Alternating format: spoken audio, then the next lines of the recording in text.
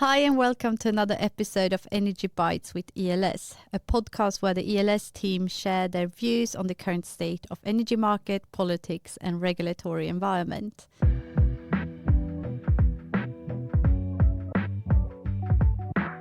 So today I have my partner in crime Samuel Shizuk with me, co-founder of ELS Analysis, Carl Rosenberg, our business strategy consultant, and policy analyst Shana Casas. Hi to all of you. Hello. Hello. Hello. So my name is Elina Kinsey and I'm the CEO and co-founder of ELS Analysis. So today we would like to focus on the power balance and relationship between markets and politics in the current policy-driven market development. And I like to pose the same question to each and one of you to just hear your short and quick reaction to whether you think this relationship is in harmony or instead finding itself in a tug of war. It's obviously looked very different in different countries and markets. Still, I'm asking this question because I'm starting to see more and more market reactions that actually put current political direction under scrutiny in a number of markets around Europe. So, Shana, could you just start by giving your view on this? Yeah, well, as we said on our last episode, we are entering this new period of implementation at the EU level, and we will definitely see more and more conflicts between the different member states, their own priorities, their own politics, and the EU's priorities and rules. And this will certainly affect the market, not only in every member state, but in this cooperation between them. I would say that the idea of centralizing energy decisions at the highest level of government is becoming more and more prevalent. We saw it during the Biden administration. We will most likely see it again under the Trump administration. And it's also what we're witnessing in Brussels, where energy policy, especially during the last mandate period through large policy packages such as the Fit for 55, is being taken by top-level decision makers. And is also what we're seeing in Sweden. So your view is that we are now seeing the state taking the leadership here, and that's sort of good news because the market has also been asking for that. But Sam, do you see that this result is actually bearing any fruit? Well, I don't think it is maybe right now. Hopefully markets will be able to sort of catch up and also politics be able to catch up with markets, because I think it's really a case of synchronization having to be made. I think we see politics having gotten into the swing of putting very ambitious targets, as we've heard here, as we know over the last decade or so. But and sort of companies have sort of gotten into the swing of kind of answering that, but now they need to get into the nitty-gritty, and I think there's a lack of understanding maybe about the timescales on both sides. Yeah, well, a comment on that is the US IRA that has been rather successful in combining energy policies and the country's industrial politics, and also been very forthcoming in introducing economy of scale targets related to, for instance, subsidies for hydrogen projects. And we did actually have a very interesting discussions about that at the Swedish Hydrogen Conference last week, where Anna Valentin from the Swedish Gas Association discussed the distinction between subsidizing green technologies only, like in the US, and the combination of green subsidies and putting a cost on emission like we do in Europe. And by the way, I just have to say that listening to Anna is always such a great pleasure. And I could listen to her for hours. But the thing is that I'm starting to think, which is not in line with what Anna said, when we see what's happening in Europe now and the sluggishness in green investment, is that you might have to boost the new economy first and reach economy of scale before you can start punish the old industry in order to just get that balance and growth going that we just talked about, and that's what we've seen when you combine sort of energy policy with industrial targets. So did you think about that as well? Because you were also in that session. Absolutely. And I think, it's interesting that sort of difference that Anna very well laid bare. Sort of it also goes on to that, because you gave a very good talk actually on that conference, Elin, and where you actually made the very strong difference between regulatory risk and political risk. And those two things, the things Anna talked about, and they kind of flow over into regulatory risk and policy risk where we are now. And I think it's basically because we don't have that synchronization really between politics and markets very well, and also because we we are pretty good at regulating things very well in Europe compared to, in America. It is a bit more like, letting the sort of the flowers bloom, wild or whatever. But so that it makes it more risky, and it makes the political investment in regulations much more risky in a sense, because if it goes wrong, it can go very wrong, and it can be very suffocating for markets for a rather prolonged time, and that is the maybe difference. Yeah, that's very well put, and I think we are seeing that, like looking at development in the hydrogen economy in Europe. We have so ambitious targets, and we have the second largest hydrogen budget available, but still very, very few kind of investment decisions. We are also seeing even conversations between off-takers and producers. So there is a lot of conversation going, but very few binding agreements. And I see you want to come in here, Sam, but I was also going to just push that over to Shana and just hear about what's going on in Germany and what you picked up on that, because this sluggishness that we are seeing is just like, you need really to combine energy politics with industrial targets. And here I think we are lacking.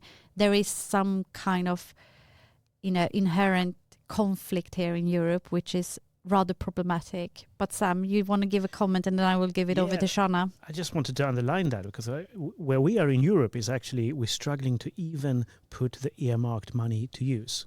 We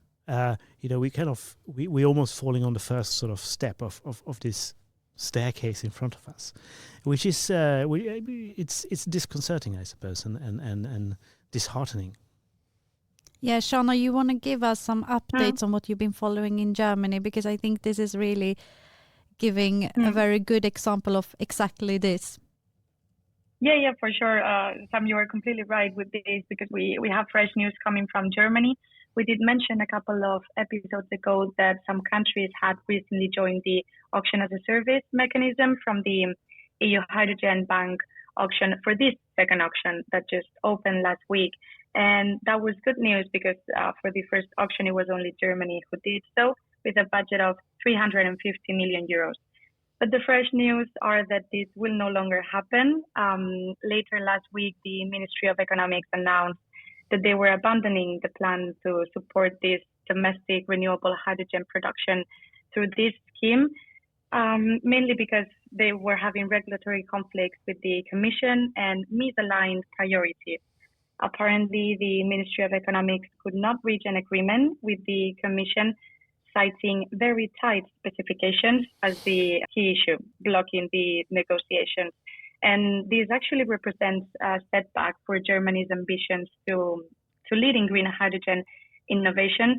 Let's remind that Germany has a target of achieving 10 gigawatts of green hydrogen production capacity by 2030, national hydrogen production, and the fact that none of the projects that were submitted to the pilot auction can actually receive the budget the ministry allocated for this comes certainly as an issue that we will have to follow. In April this year, actually, the 6 projects that were awarded funding through this first auction by the EU Hydrogen Bank signed the grant agreements, and we know that they're all moving forward with the environmental permits and their corresponding bureaucracies. So the fact that none of the German projects could actually qualify and meet the requirements set by the Commission after they actually qualified for the auction is a very strange and particular situation. But we don't have all the details at the moment of what exactly were these regulatory conflicts regarding the requirements. But however, looking at the future, we need to see how these will impact the auction as a service mechanism in the second auction that is ongoing. As I said a couple of episodes ago, Austria, Lithuania, and Spain signed up for this scheme this time. And well, we hope there will be no regulatory battles on this one, but we will have to wait and see. Yeah. Your views on that, Carl? I completely agree with you that there is a lack of harmonization within the energy, climate and industry. And here it lies. I mean, it's on the EU's onus to sort of ensure that the right tools are in place in order to bridge the gap when the market readiness isn't there. So any example from the Swedish context or, from other markets around Europe lately, sort of what we've seen in news coming out? We've seen quite a lot of auction results coming out. We talked about that last week, but also some news regarding how the markets sort of reacted to the Swedish politics that's been out giving updates on their current plans for nuclear and the energy system as a whole. Definitely. I mean, the market has been very vocal, and states and industry actors too, expert agencies. We talked about that last time, criticizing the nuclear memorandum. And here the Swedish government is trying to bridge the gap, but the issue lies in that Sweden started in the wrong end, right? Sort of putting the tax money on the table and not putting that into competition. I mean, that's where the issue lies. That's a wrong way to bridge the gap. But in other news, of course, the Danish offshore wind auction came back with 0 bids. And here the market said that they were willing half a year ago to enter those auctions, but the market sentiment changed, and the results of the auctions were not in the Danish state's favor. And that's another part of this balance between markets and politics. The politics also needs to be very aware that things change and they need to adjust accordingly. And I think we saw that in the UK also, like they revised their offshore wind targets. And that's basically just a reaction from politics from what the market is signaling. And I think that's how it has to be. But it's also it's that communication between the two parts that needs to be very transparent, visible, and flexible, I guess. Yeah, that needs to be built into the system. There needs to be sort of an awareness on both ends that the market capacities, the state goals, the regulations, they can change if the market capacity changes, if the readiness isn't there. Because that creates transparency and that creates predictability for both the state, the end users, and the developers. Yeah, I agree, and I think there's a point there which is quite interesting. It seems like politics quite often interpret, the kind of the ability to give foresight, stability, and predictability as we have to have. We have to make so good terms from the start that they can be there for 10, 15 years or whatever. That's not necessarily the point, right? Because, and kudos to some extent to the Danes, I think. There's one view of saying, obviously, market sentiments changed. I also think the Danes, to some extent, were tightening government take a bit. Now they wanted 20% stakes, equity stakes in the projects, etc. These kind of things would tend to happen when the government thinks that, clearly business wants this, they want to invest, we have a lot of interest, so maybe we could get even more here for the taxpayer. And it also shows sort of an exit strategy for a subsidy process, and you need to test that towards the market. Exactly, you need to test that, and they did that, and maybe they overshot a bit. Maybe they also, then of course they underestimated the swing in market sentiment, but I also think they overshot a bit in kind of what they could get away with. But now they've already come out saying, okay, well, we're gonna tweak this a bit then and see whether we can do it again, sort of a little bit down the line. I think in Sweden we have so long time frames, so long. It takes such a long time to do this, to do a kind of government inquiry and then sort of turn that into legislation and so on. That we have kind of like a 2.5-3 year framework almost. And if it then comes up with not being too successful, well then we soon spent 5-6 years before we actually have a workable framework. While if you set the general direction, the general target from politics. And also like a proper targets and proper, put some numbers to it, but then actually let the tweaking be done more by the government agencies. You can have a much more flexible, goes to permitting, but it also goes to actually getting the business case, kind of reconciling state interest and corporate interests. And I completely agree. And what we usually push on very much is that if you enter into these kind of subsidy schemes, or the state is taking a more active role in sort of pushing investments forward, they also need to have a very clear exit strategy. And that exit strategy might not be completely in time as we saw now, but I mean, it's just about going back then and taking that information in, learning from that and adjust accordingly. And I mean, there I don't think there is like any risk of losing confidence from the market, as long as there is a transparency and, you know, a clear communication that, okay, we overshot here, or we did this mistake, and we just go back and adjust. Yeah, but I mean, we had an offshore wind inquiry coming in last week, actually. And I mean, talking about kind of the very long lead times in Sweden for legislation, for putting new frameworks in place. Carl, what is your comment on that? You followed that very closely. Yes, the offshore wind inquiry was handed over to the government last Friday, and the market reaction has been quite skeptical, I must say. There are mainly two issues with the inquiry. As we spoke about last time, the fact that the risk-sharing mechanism was not included in the inquiry has been spoken about quite a bit, but more importantly, handling of existing projects, sort of grandfathering in existing projects into the new allocation system, is not something that the inquiry has sort of taken a firm decision on. That risks spoiling already made investments. We at ELS Analysis have looked into this quite extensively. In our report that ELS Analysis did on behalf of the Swedish Wind Association, we looked into that, didn't we, Ellen?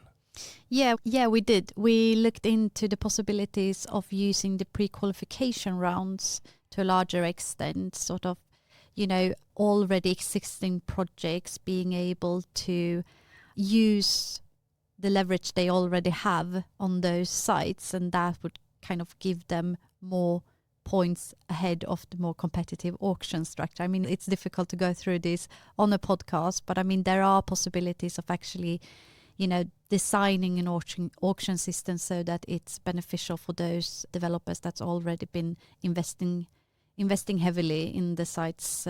Yeah, I mean, this was a very important inquiry, obviously, but I mean, where does it take us in the future? I mean, what will happen with investments? We know, I mean, the government wants nuclear, obviously. It might be needed in the system, depending on different viewpoints, but it will be something from 2035 onwards, perhaps maybe 2040 rather.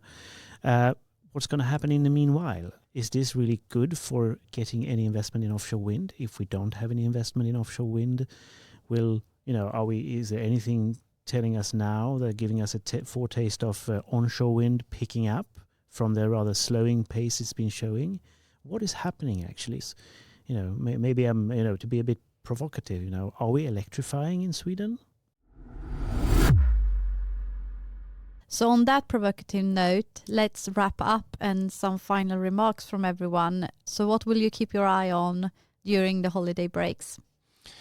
Well, the government has put a lot of pressure on their final proposal of the nuclear inquiry ahead of spring. So the development on that will definitely be key. Are they going to take the expert agencies' opinions under consideration, but also, of course, the consultation round of the offshore wind inquiry will be very important to monitor. Sam? Well, where is investment going? What is actually happening? There are companies that need to build out production capacity factories in industry in order to live up to incoming EU rules. What are they going to look into? Where in the sector do we actually have movement? What are the stopgap solutions until there's more longer term, electricity available, perhaps in a larger scale or whatever? Those kind of things will be very interesting. Yeah, and Shana? Yeah, again, we're expecting several proposals from the Commission that will help implement all the regulatory framework.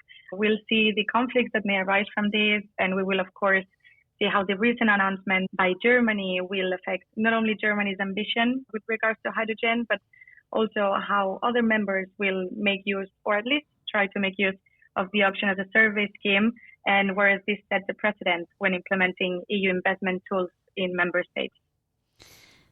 Yes, thank you all. And hopefully both market and policymakers will take some break over the holidays so we can do the same. And with that, we will take a break from the podcast and we're back in January. And we wish everyone happy holidays and a happy new year, right? Indeed, happy holidays. Happy holidays. Happy holidays. Thank you. Bye.